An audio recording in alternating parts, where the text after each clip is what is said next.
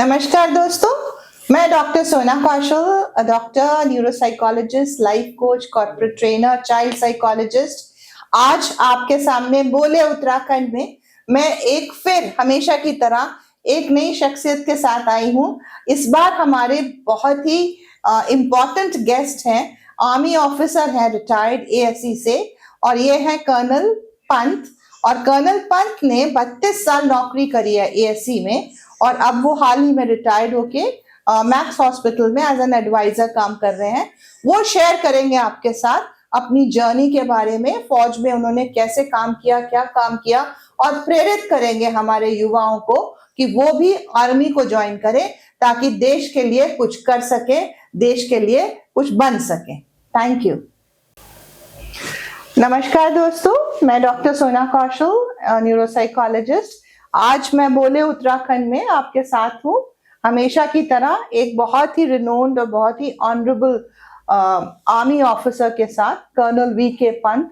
He is retired from the ASC after about 32 years of service, और अब वो जो है उत्तराखंड में देहरादून में मैक्स हॉस्पिटल में अपनी एज एन एडवाइजर सर्विसेज दे रहे हैं। So let's welcome colonel VK Pant and talk to him and ask him and let's learn from him कि आज का जो हमारा युवा है उत्तराखंड में, उसके लिए कितना जरूरी है वो आर्मी के बारे में जाने, देश के लिए कुछ सोचे, करे, और ये सबसे अच्छा एक प्रोफेशन है जो अपने देश के लिए वो कुछ कर सकता है। So let's put here Colonel VK Pant tell his story. Welcome. Namaskar ma'am and good evening all. Thanks a lot for calling me ma'am. I'm so happy. And congratulations to all. We completing 25 years as a statehood, and my all good wishes to all the youths and all the people and all the ex-army people and the serving people of Uttarakhand. It's our pleasure, Colonel Pant, having you here with us. आज हम आपसे चर्चा इस बारे में करेंगे कि हमारा जो युवा है, आप उनको क्या टिप्स देना चाहेंगे कि वो आर्मी में क्यों जाएं, आर्मी फौज में, हमारी आर्म फोर्सेस में क्यों जाएं, और कैसे वो अपने आप को मोटिवेट और प्रेरित करें उसको अपना करियर बनाने के लिए। मैम ऐसा है कि I would just want to tell the youth of Uttarakhand specially that you can't have a better organisation than the arm forces in the country.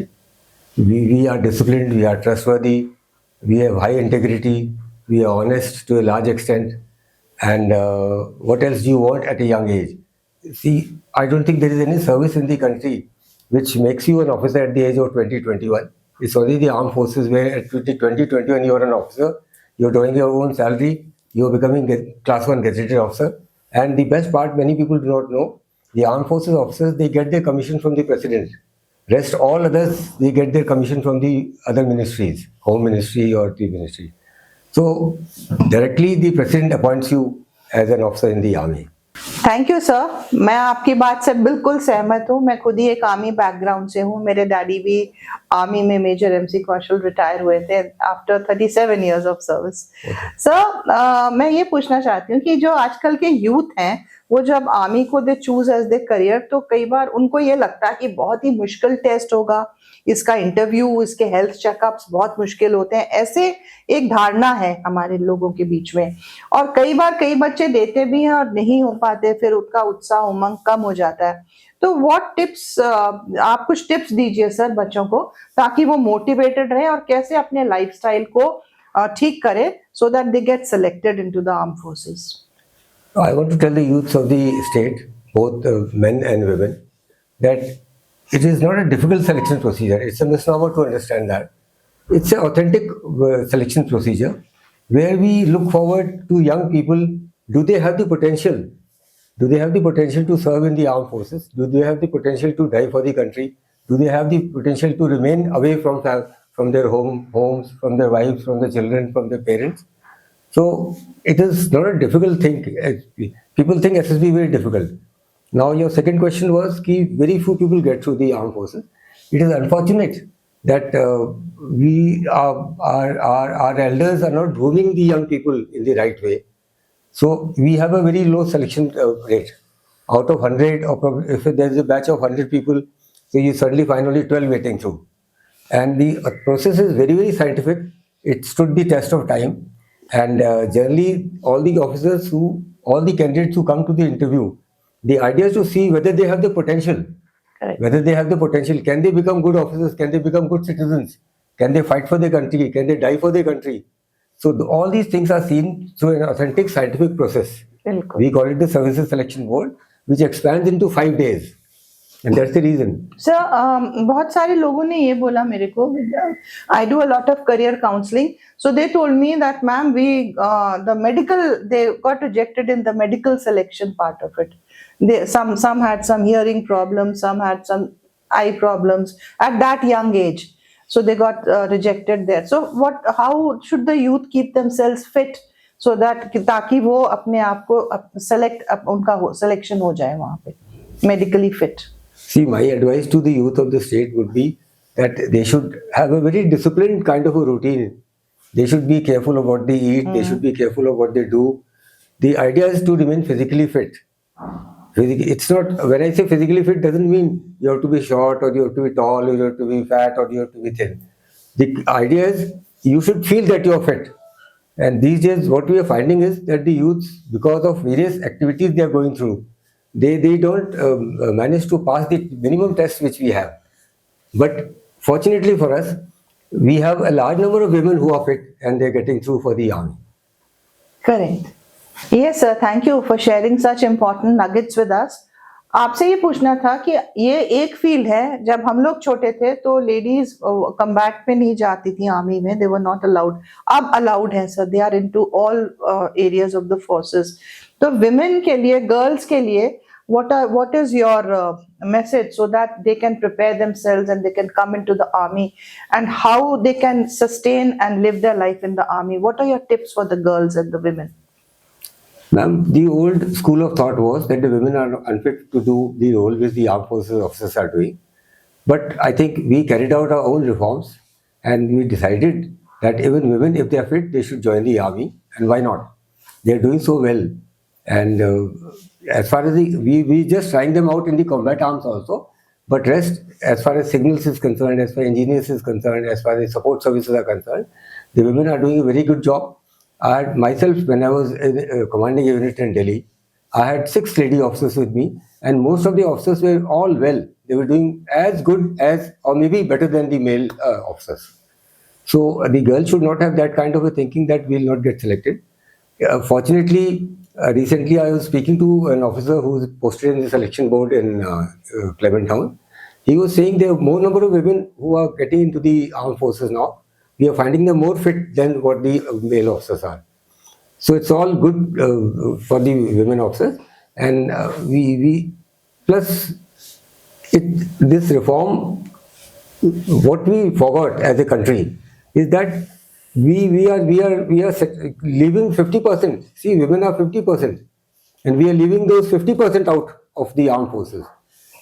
So today, what is happening is that most of the women are now started opting to the army role, and we have earlier on we were just keeping them for 5 years, then 10 years, and then 14 years. Now there was a legal battle in the Supreme Court, and now we've agreed to the Supreme Court decision, and we are trying them and getting them into all arms and services wherever they are finding the fit. Not only this, the entry of women into the officer cadre is not the only one. We've also started looking for women as Jawans in the army, and a start has been made. We have a unit called as Corps of Military Police, where we are getting sepoys, women NACs, women Haldars. So it's a very good situation for the country, and even I want to tell you this particular, the way the women are joining the army, we don't have the same thing which is happening in England and America also. So our women are ahead of these advanced countries also. And they're doing excellent work. They are flying fighting jets. They are on the ship. They are in the submarines. They are in the front units in the army. They are with the signals and engineers which are support arm. So I personally feel that the gender discrimination is now gone. And whoever is fit, whether it's a girl or a boy, we are taking them in. Thank you so much. Sir, I would now like to ask you a few questions about the scheme which our Prime Minister has brought up, the Agniveer scheme for the young people to join the army. How relevant is it? And what should the youth do?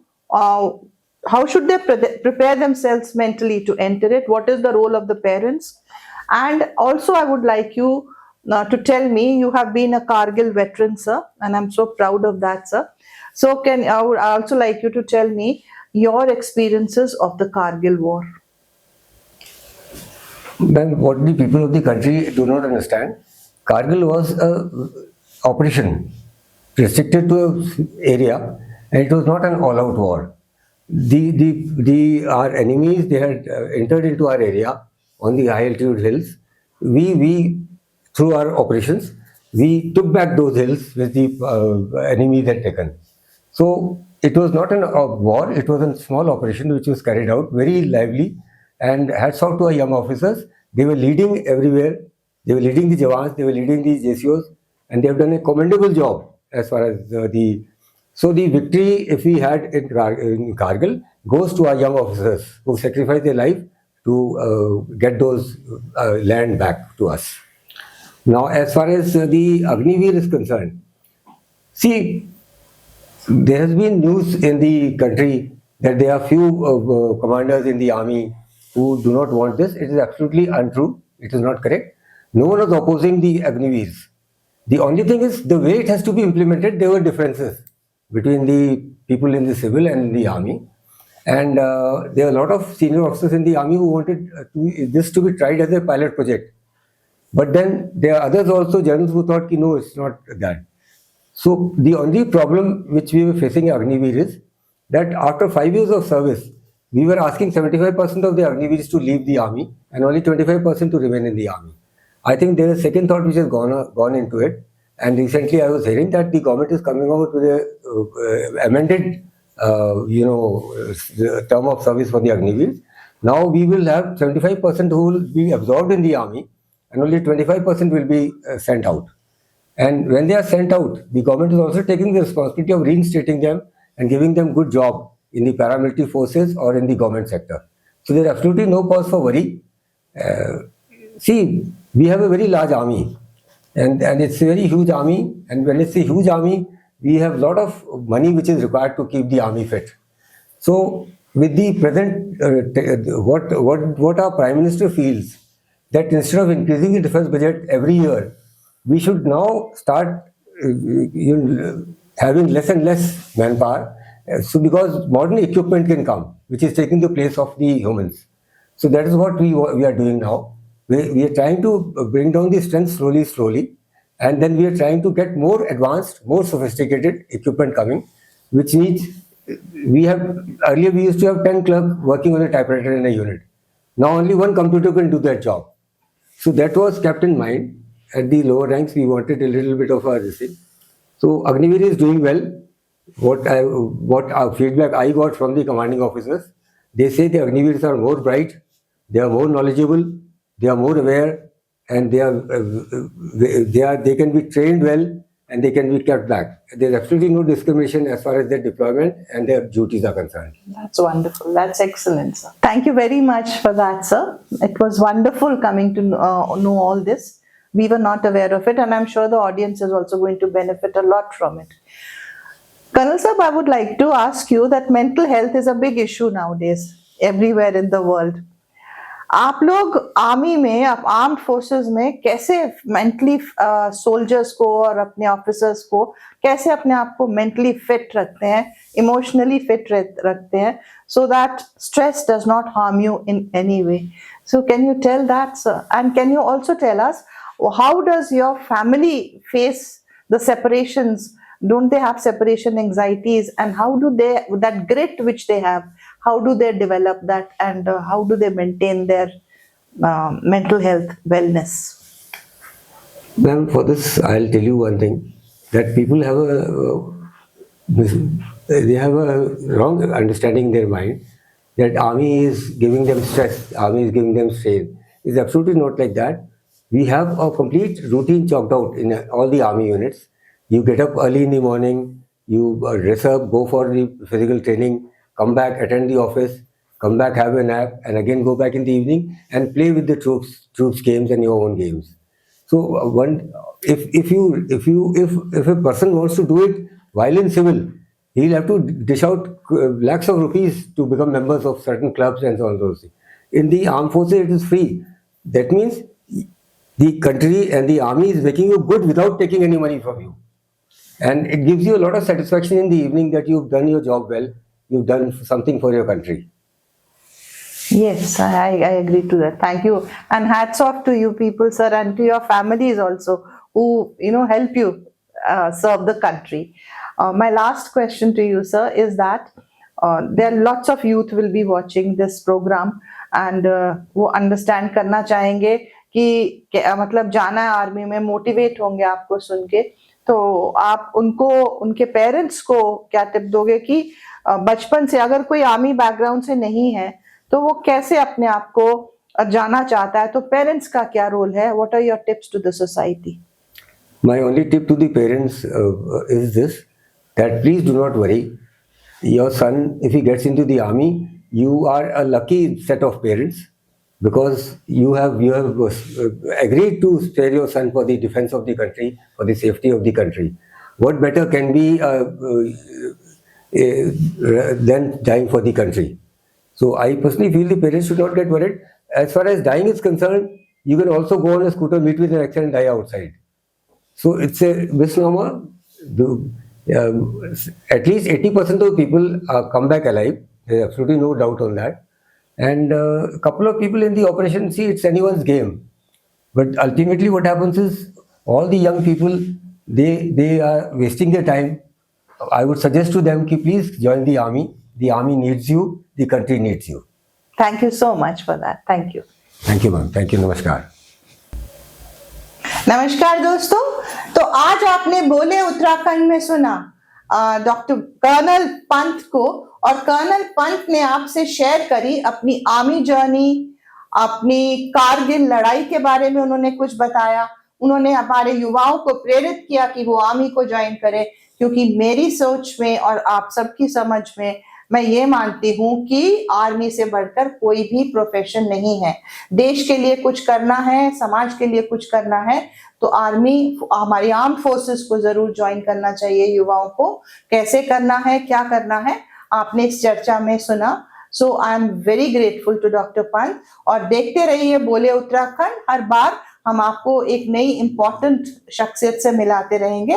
मैं आपकी host doctor Sona कौशल, एक neuropsychologist, एक doctor, एक child psychologist, एक corporate trainer, एक life coach, परिवर्तन counselling की मैं डायरेक्टर हूँ।